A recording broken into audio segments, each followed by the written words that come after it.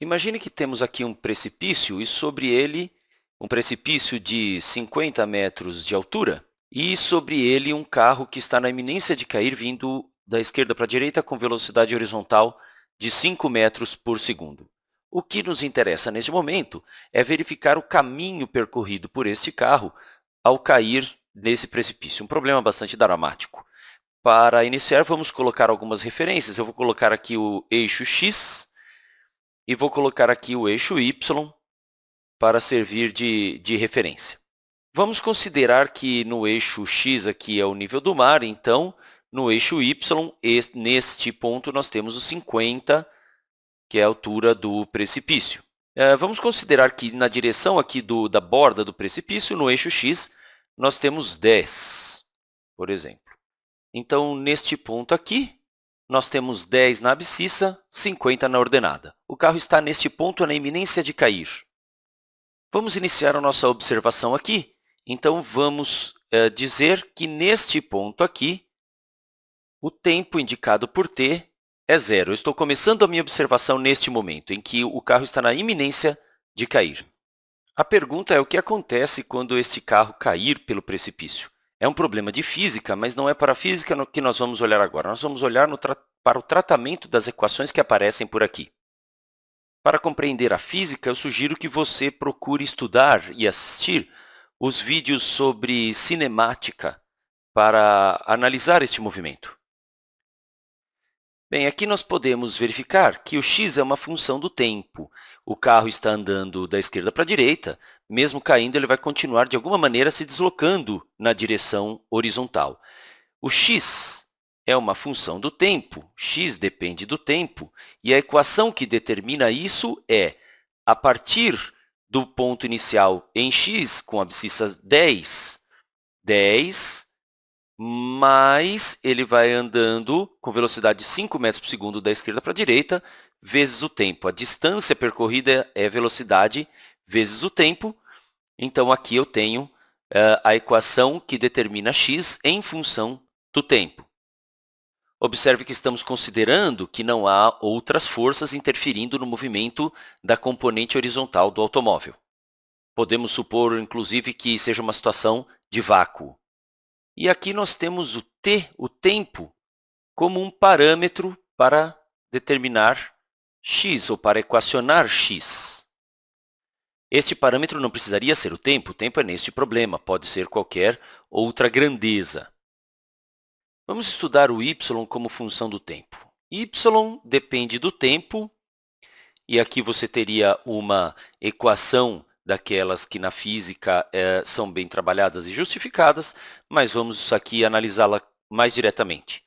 Quando o tempo é zero, o y vale 50, que é de onde o automóvel na direção vertical parte. Ele vai caindo com velocidade vertical inicialmente zero, então existe uma componente da velocidade inicial multiplicando o tempo que não vai precisar aparecer aqui, e ele cai de acordo com a força da conhecida gravidade. Nós sabemos que a gravidade tem um módulo de aproximadamente 9,8 metros por segundo quadrado nos arredores da superfície terrestre, mas vamos facilitar o nosso trabalho e usar 10 metros por segundo quadrado com sentido para baixo nesta situação. Bem, se você observar, se a gravidade está naturalmente trazendo o automóvel no sentido de cima para baixo, os valores de y vão diminuir. Então, aqui nós vamos ter menos a gravidade vai multiplicar t ao quadrado sobre 2. Então, aqui teríamos 10 vezes t ao quadrado sobre 2. Simplificando um pouquinho esta equação, y varia em função de t de acordo com 50 menos 10 simplifica com 2, fica 5t ao quadrado. Essas equações vêm lá da física. Novamente, temos aqui o tempo como um parâmetro, só que agora para determinar y. E nós vamos trabalhar com essas duas equações para estudar as equações paramétricas. Qual é, então, o caminho desse carro ao despencar por esse precipício? Eu vou fazer uma tabela aqui para organizar alguns dados. Nessa tabela, eu vou colocar os valores de t e os correspondentes de x e de y.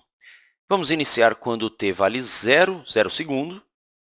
Quando t vale 0, vamos ver quanto vale o x. Colocando 0 no lugar do t aqui, 5 vezes 0 é 0, mais 10, 10. O x vale 10, de fato era esperado, que era a posição inicial no eixo x. O y, quanto vai valer? Coloque 0 no lugar do t. Ao quadrado dá 0, vezes 5, 0. 50 menos 0 é 50, também era esperado, porque inicialmente lá no eixo y ele estava na posição 50. Quando o tempo for, por exemplo, 1 segundo, poderia colocar qualquer valor aqui, ok? Mas eu estou colocando 1 segundo. Para x, 1 vezes 5, 5, mais 10, 15. Para y, 1 ao quadrado, 1 vezes 5, 5, 50 menos 5, 45. Colocando 2 no lugar do t, para x, 5 vezes 2, 10, mais 10, 20 é o x. 20 é o x. E para y, 2 ao quadrado, 4 vezes 5, 20, 50 menos 20, 30. Mais um valor, vamos colocar 3 para o t. No x, 5 vezes 3, 15, mais 10, 25. Era esperado o x ir aumentando de 5 em 5 por causa das características da função que o define.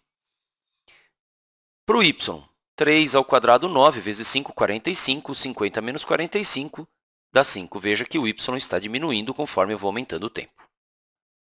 Vamos localizar valores nos eixos para ter uma ideia um pouco melhor do que está acontecendo. Vamos supor que aqui seja o 5, então aqui 10, 15, mas aqui temos o 20, 25 e assim sucessivamente. No eixo y, vamos marcar 10, 20, 30, 40 e o 50 que por ali já está. Vou escrever aqui 10, 20, 30, 40 e o 50. Vamos agora localizar os pontos da tabela. Quando o tempo é 0, o x é 10 e o y é 50. X é 10, y é 50, exatamente esse ponto, como nós já prevíamos, tempo igual a 0. Quando o tempo é 1 segundo, x é 15 e y é 45. 15 para o x, 45 para o y, vai nos dar algo por aqui. Aqui acontece quando o tempo vale 1 segundo. Quando o tempo vale 2 segundos, o x é 20 e o y é 30. 20 para o x, 30 para o y, vamos localizar, estaria por aqui. Quando o tempo é 3 segundos, o x é 25, o y é 5. O x é 25 e o y é 5, está mais aqui embaixo, algo provavelmente por aqui. Vamos marcar. Aqui é quando o tempo vale 2 segundos, aqui é quando o tempo vale 3 segundos. Podemos ter uma ideia da trajetória? Ligando esses pontos, nós teríamos algo como isto.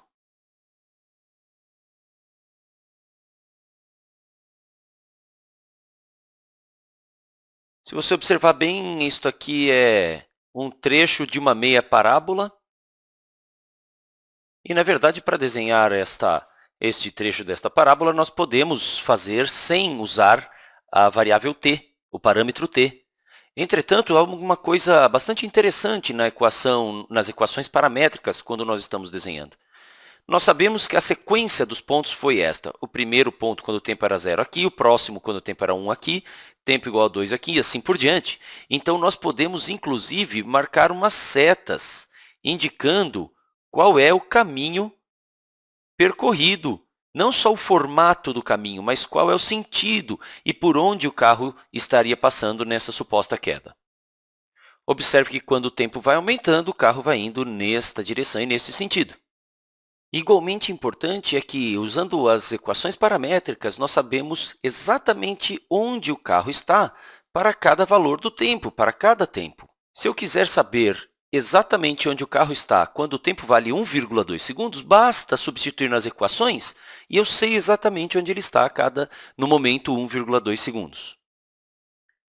Este é um excelente problema de física, mas a ideia não é ensinar física aqui.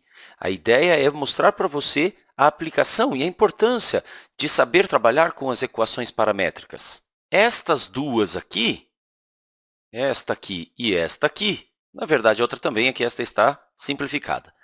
Estas duas são equações paramétricas. Equações paramétricas.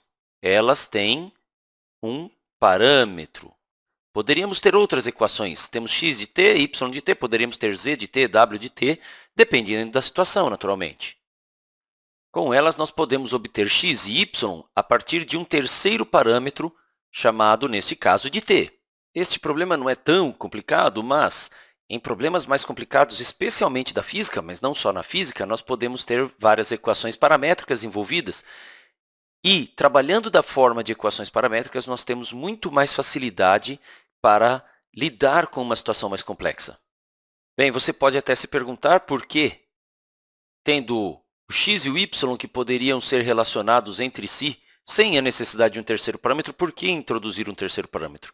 E a resposta é simples. É porque, além de poder facilitar algumas situações, nós podemos saber exatamente o caminho percorrido na composição da curva, não só neste problema, e saber exatamente onde nós encontramos cada ponto de acordo com os valores de t. São equações extremamente importantes quando algo se move por uma curva e nós precisamos estudar qual é a sua localização, nesse caso, de acordo com cada valor do tempo. Esse estudo continua. Te vejo no próximo vídeo. Até lá!